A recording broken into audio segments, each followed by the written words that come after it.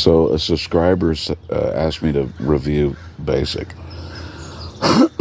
No one would do anything like this. It makes total sense to me that the military would be pissed off by this, specifically Army Rangers. None of this shit would happen. These people are not professional. This is embarrassing. Tropes, dude. Tropes were used on a massive scale. Keep in mind, this was a great writer, but you almost feel like John McTiernan, who I worship, was being dragged around by the writer into situations. It's almost like the director was like, holy shit, he's writing. We got to follow him around. And it's like, that ain't good. Nothing was inspiring. Good visuals. I think anybody who saw that when they were really young, I saw it when I was in my 20s. So I was like, Jesus. It's a fantasy movie. The reason you like it is because it required brain power.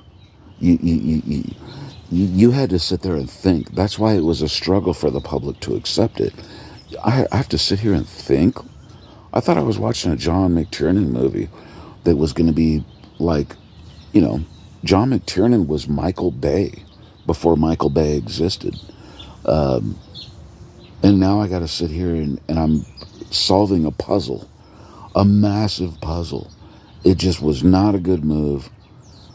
Everybody was pissed. We were all sad. It was John McTiernan's last film after Rollerball and Last Action Hero.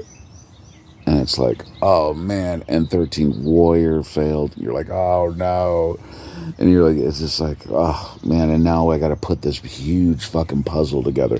The only thing we gave a shit about was the dialogue was really good. And in learning about interrogation scenes, which, by the way, were really popular in the late 90s thanks to Kevin Spacey,